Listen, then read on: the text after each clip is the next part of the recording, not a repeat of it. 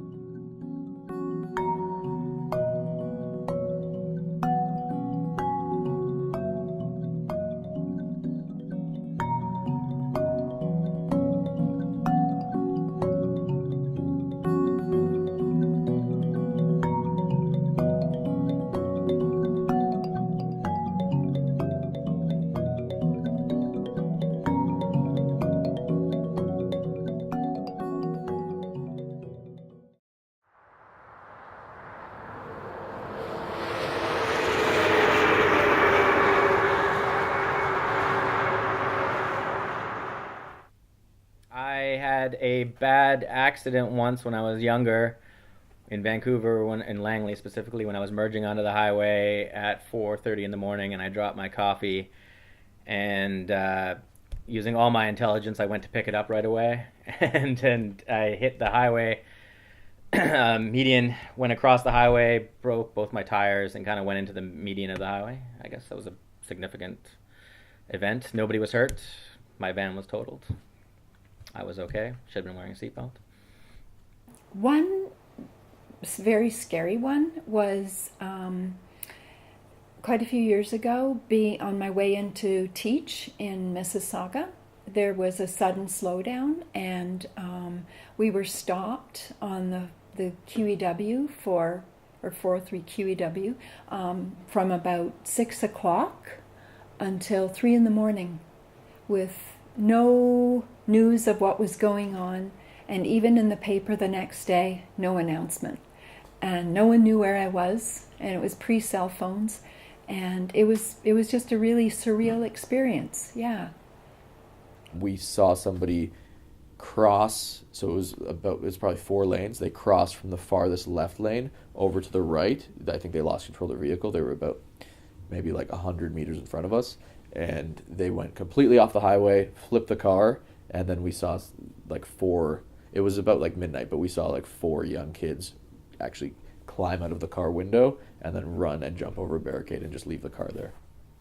Only one that I can really think of is a snowstorm on Highway 10. I think it was that bad year where everybody was in traffic at some point in that storm. I was like the only car that seemed to get out just before everybody did that bang, bang, bang thing.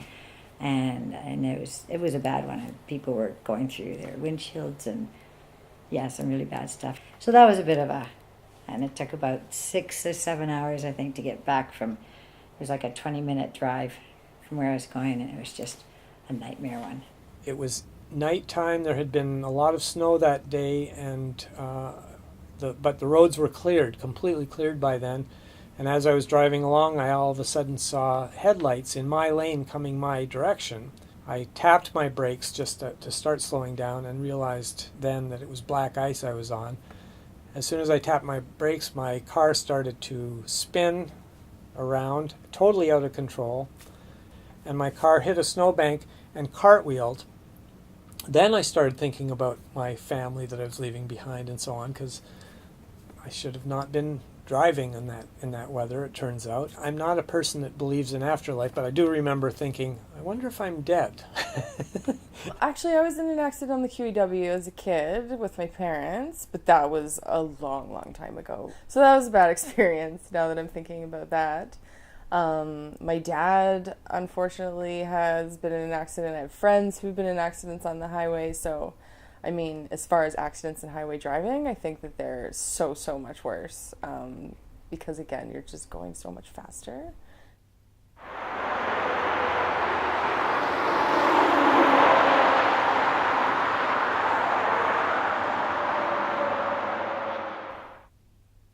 When there aren't a lot of people on the highway, you can get to where you're going fairly fast without having to wait at lights. It's a preference over taking the GO train. So I used to take the GO train for 2 to 3 years from Hamilton to Toronto, or from Burlington to Toronto. I just like that it's convenient, so I can get to and from work, no problem. And even if there is a problem, I can basically make my own schedule instead of waiting for a train every 30 minutes or every hour, and I can come and go as I please. It's fast, and I said before, like, if I can take a highway somewhere, I gladly would.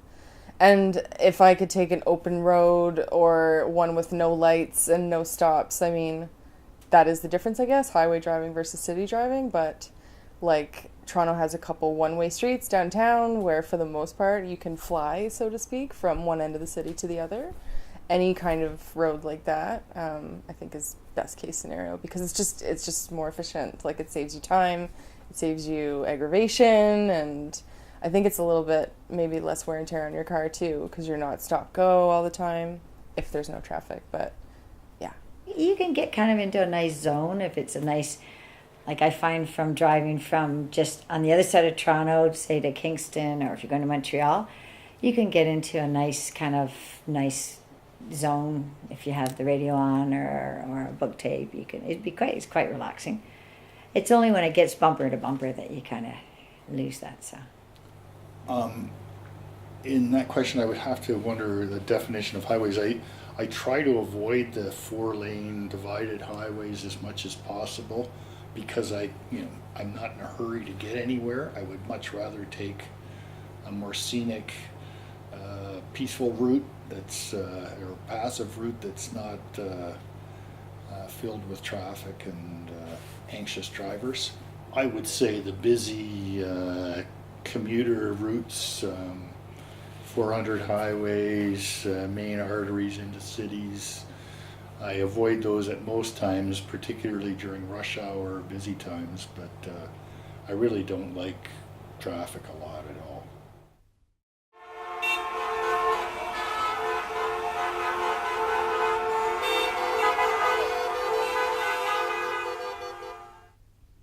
Well, I would say comparatively, I think ours aren't marked very well. And therefore we have a lot of sort of things that seem poorly planned in Canada. In the States, there's so many more warnings and preparation for when you have to exit and so on. So it feels like ours aren't well planned. Highways are leaps and bounds better than the U.S. I've driven in both, and comparatively, Canadian highways seem to be a lot more taken care of. And the U.S. ones, I mean, every time you go down to the U.S., that's one of the common problems, is that, like, the roads are bumpy or there's potholes everywhere. Where in Canada, it seems like we do take care of our highways more often than not. It depends on the city, I guess. The roads are maintained, I feel, better in Canada. We have smoother, better highways. Their highways are a little bit choppier. Depending on some of the cities in the States, they've had a better system. In Canada, we have, depending on the city, like in Toronto, I think the system is okay. There's just too many people in Toronto.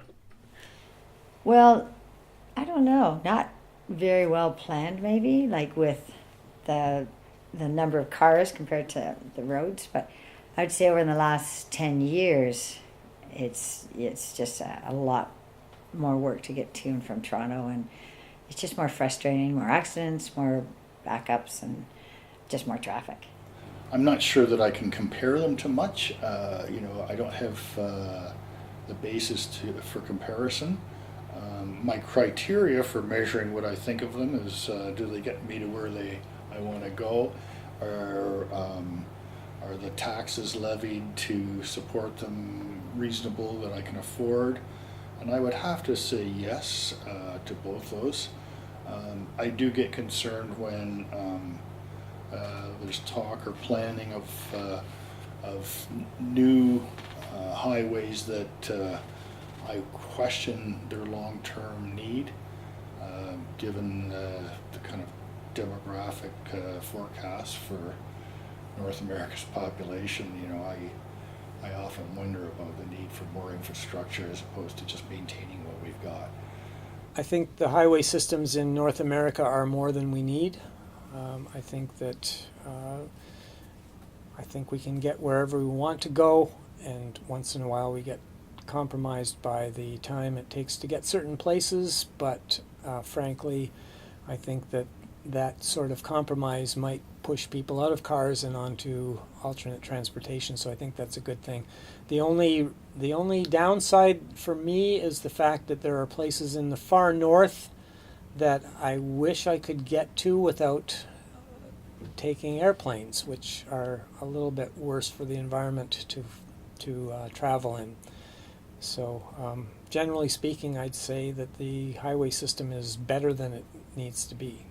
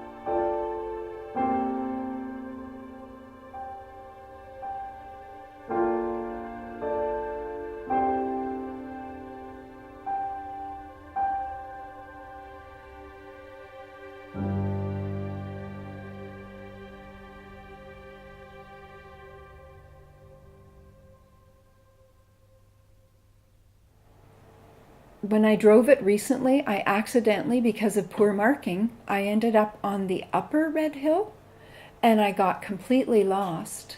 And I was devastated when I saw the development and all the big box stores, and I thought, there's no place for a pedestrian in this environment. And I felt quite sick about it. So I kind of have that feeling about the Red Hill. I see that there needs to be a link from the upper down to the lower. To me, it signifies the same thing that's happened many times, is that we don't plan things well. And that's how I've felt about it. I feel mostly sad, and I feel sad about the land use or misuse. That's my major feeling about it. But it's unfortunate that we sort of give such preference to the automobile and business that we actually don't look at the big cost of it overall. The link and the Red Hill Valley Expressways were completed just at the end of my career, but otherwise I would have been using them regularly for a commute. my kind of emotional, personal feeling about it, though, was regarding the controversy of its construction that went on for years, and it was a real political can of worms, which to a taxpayer and to a commuter, it was very frustrating because I could see the issues. I didn't think it had to be a separate highway going through the beautiful valley that was so sacred to indigenous people in the area and to all the wildlife that it robbed. The design itself has obvious flaws with the constant flooding. So that's not accidental, that's poor design. I mean, they knew that the creek was there. They redirected the creek, which was a shame, and now they're trying to deal with the consequences. The other thing with the design is that there have been a number of serious accidents and fatalities, but a number of them have been from vehicles crossing through the median into traffic, the oncoming traffic. So to me, there's a real serious design flaw with those median sections. They should be deeper. They shouldn't let cars go right through into oncoming lanes. So serious design flaws as well. I don't know. I think maybe slow down speed limit there, which I think they are talking about doing. But I know it's a bad road for, like, seems the accidents there are often death. Like, they're often really bad accidents. So, which would suggest speed and oncoming traffic, I guess. Probably what I've heard and what my daughter would use it a fair bit sometimes with her work, is that they, which I think they are looking into, is building a medium in the middle of the road, so that because the cars, there's like, they're going at a high speed. I think they're thinking of dropping the speed as well a bit, because they sort of hydroplane and they come off and then they fly and then go into the head oncoming, which is what I think a lot of these are happening. I think it was a horrible decision. I think the decision was made because land speculators owned land at the top of the Red Hill Valley, and they had lots of money to make if there were a road connecting the Lincoln Alexander Parkway to the Queen Elizabeth Way, because people could then live in expensive houses on top of the escarpment, expensive by Hamilton terms, and people could take their land holdings, convert them into residential areas, make a bundle of money, and road builders, people that are involved in the road building business and people that were involved in land speculation and building houses had a lot to benefit from having a highway in that particular location. Now, I certainly have a history with that highway and was heavily involved in trying to prevent it from being built. Not nearly as heavily involved as some people. I came on the scene and started building resistance to the highway locally at McMaster. There were all kinds of changes to the plan, including a decision to blast a hole in the escarpment to put the highway through. All of these were not in the original assessment and project should have definitely been reassessed. It was never reassessed. They decided they would just stick with the original decision back in 1985 and built a highway through a valley that was important to East Hamilton, the only remaining green space in East Hamilton, and it resulted in affecting the Red Hill Creek. They changed the direction that the Red Hill Creek went. They channelized it so that they could avoid crossing it the 13 times it would have been necessary to cross it. I have looked into this as hard as I could to find out why that decision was made to go ahead with that road, and I looked at it every which way because I couldn't believe that the answer was what I think it is, and I've never found a better answer. The answer was that politicians, councillors, were willing to accept campaign donations, so they didn't have to go out and seek campaign donations from people that were building the road, from people that had land holdings on the road, and all they needed to do was vote for the Red Hill Expressway. And one of the elements that made me convinced that this was the case, other than the fact that I could see no other reason for it going that way instead of on Highway 20, was that whenever they were asked about the road, and I asked them, and many people asked them during that period of time, those people that voted in favor of the Red Hill Expressway always would answer that I will not discuss the need for the road or the location of the road. That was a blanket statement. They all made that statement. And to me, that boils down to the fact that they were willing to take campaign donations in exchange for supporting a road that should never have been built in that valley.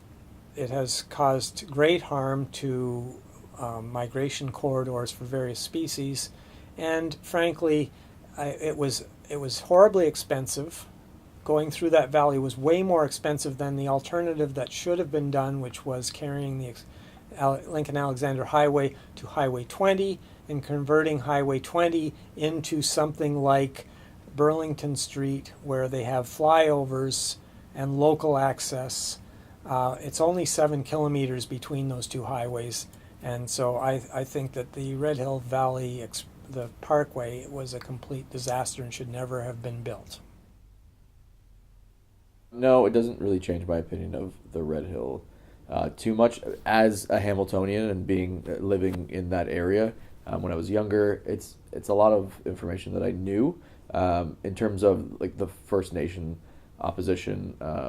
But again, like as a commuter, as somebody who uses the Red Hill Valley every day, it's not really something that I would ever oppose or say that shouldn't have happened.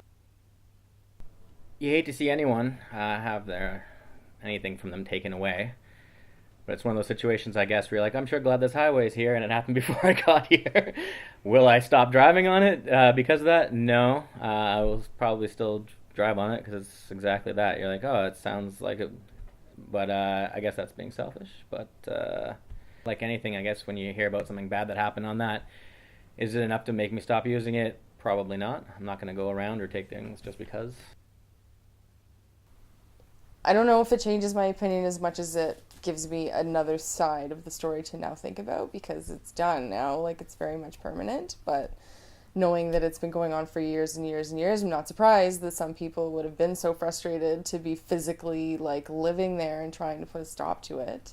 I don't know where there would have been a better place to put it, like I think I just maybe don't know enough. So as efficient as I think it is, maybe it was at a great cost that I don't know about. So I mean, I feel like maybe the story's not over for me. Like, it might be worth looking into just to see, and maybe how these things might happen a lot more often than anybody knows, not considering values or opinions of groups that feel really passionately about things.